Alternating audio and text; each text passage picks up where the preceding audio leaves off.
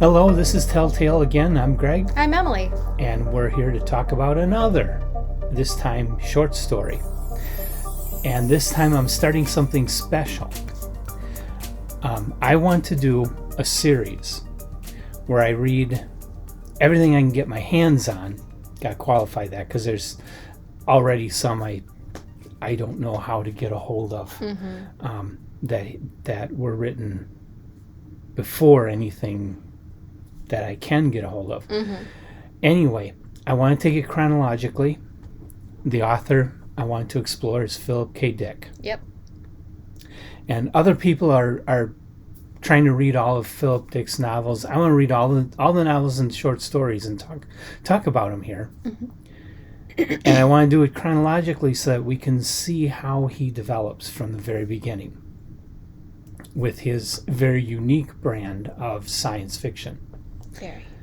So, the very earliest one that I can get a hold of that is usually listed as his very first story is Beyond Lies the Wub. Yep. And this story, if I recall correctly, was published in Planet Stories. I think it was Planet Stories, one of the science fiction magazines that usually had pin-up covers in the early 1950s. And he was published in it. I'm pretty sure it was Planet Stories. And Planet Stories is interesting because they had these, ridiculous covers, and some of the fiction inside went right along with the covers. But at the same time, they were publishing Ray Bradbury and Philip Little Dick nuggets and of gold. Theodore Sturgeon, these amazing writers that definitely were writing better fiction than what you thought you were going to get looking at the cover. So there's a lot of great science fiction hidden in those those really bad pulp magazines. Yeah. I have that, by the way, in more than just this book, but this is what I'm reading right now. This is most of his earliest stories in Paycheck and other classic stories by Philip K. Dick. I was able to find a version of it on Project Gutenberg. Yeah. So it's very accessible, and it's a great story, so. Yeah, that's the cool thing. Most of his work is copyrighted, but most of what's in this book is public domain. Nice. Yeah, so there's a lot of Philip Dick short stories that you can read for free on your tablet or computer or whatever you got, phone. Yep. Just download it and read away. And a lot of them aren't very long. Like this Beyond Lies the Wub was extremely short. Yeah, very short, very quick read, very entertaining. And kind of typical for its time in that you don't get a lot of world building or character. No. Because they They throw you right into the middle of the story. He had a point that he was trying to make with the story, and everything is dedicated to making that point. Yep. So the characters are not that great. No. Honestly, the most fleshed out one is actually the Wub. Yeah.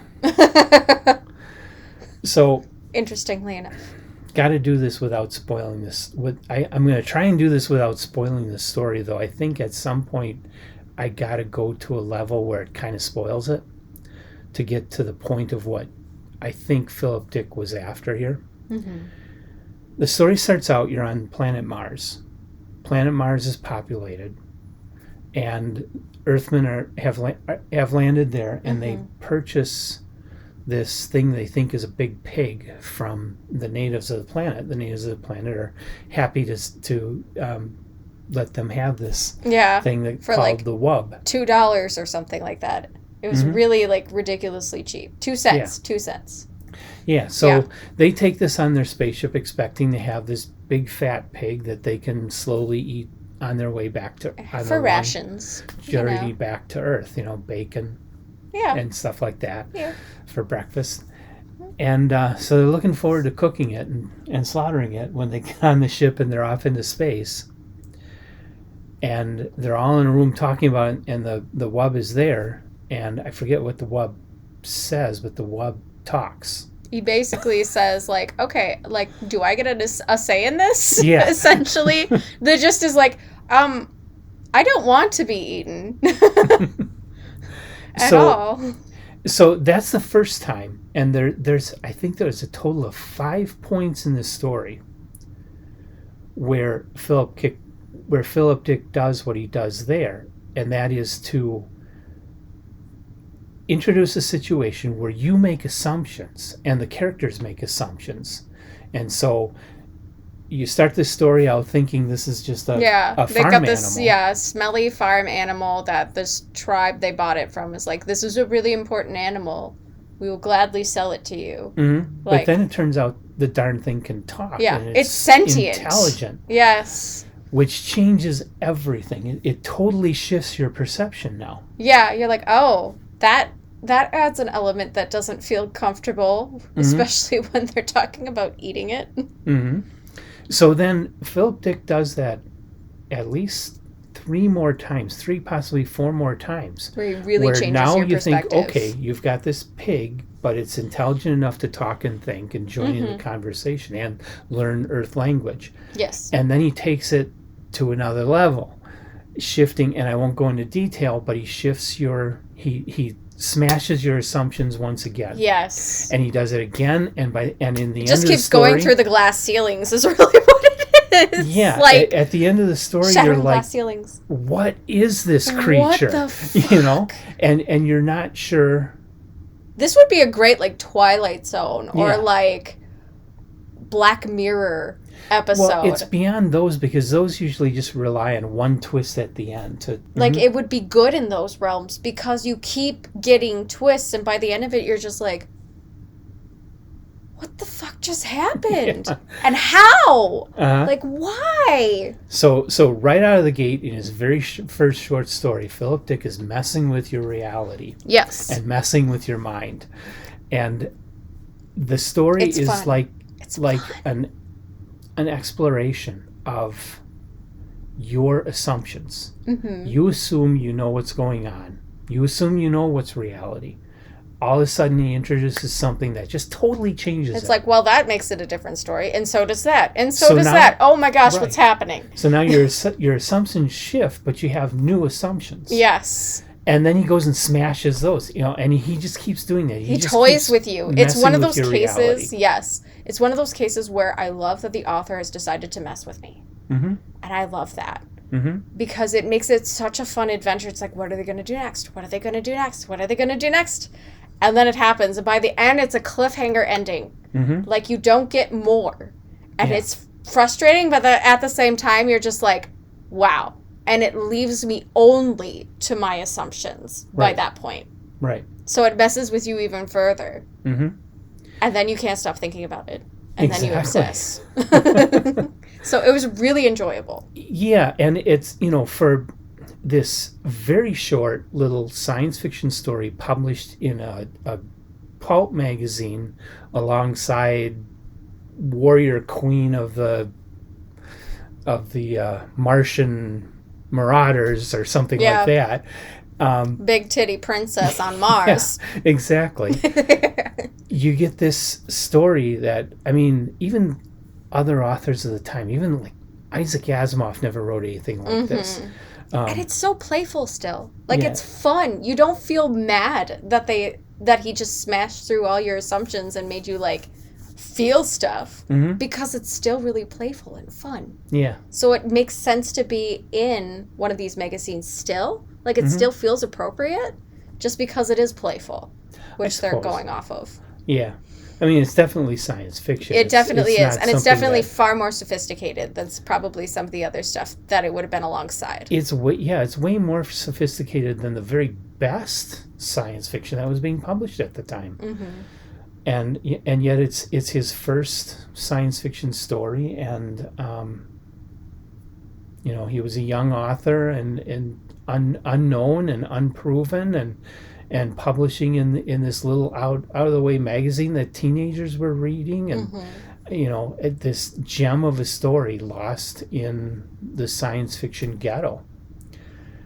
And it's great that it's available now, and it's even greater that it's available for free for everyone. It's pretty cool. You can go out and you can enjoy this story, and okay, I won't say that. You can discover Philip K. Dick. It was a really good introduction for me. I've never read anything by Philip K. Dick. Yeah. So for me, this was impressive enough that I am willing to read more of his short stories and delve into even some of his novels.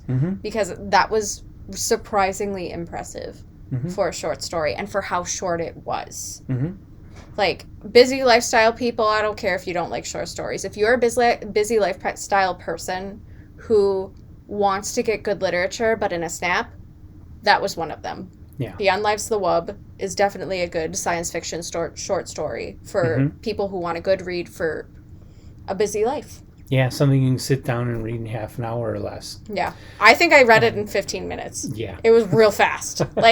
And I'm a pretty fast reader, so it might take you a little longer. But that was remarkably fast and so compelling, the time just flew by. And I wanted more, but I didn't get it. So now I have to read more of his work to get more. There's a lot of his, like I say, most of what's in this particular collection is in the public domain now. And you can just go on Project Gutenberg or Kindle or Apple Books and just download it for free. And you can read quite a few Philip Dick short stories. Now, a lot of these stories I read when I was pretty young, but I had to buy anthologies and stuff to get them. And the magazines with the big titties on them. Well, they didn't have those in the 70s. Aww. That was just way back in the 40s and 50s. Dang it. Probably a good thing. So, anyway, this is the start of it. And right out of the gate, I've been blown away by just, like you say, I've read this before, but I have the perception now of hearing other people talk about later books by Philip Dick and how they're like drug-induced fantasies, and going back to a story like this and seeing how he was intentionally messing with your reality in order to make you question what is real, what isn't real. Yep. And he, right from the very beginning, that was the theme of his work. So I'm excited now to pursue. The next one is a short story called The Skull. I'll read that. I'm going to try to do videos of all of them. The Skull is another one, public domain, if you want to join me. I would love to join you. And That was just a really short story. Yay!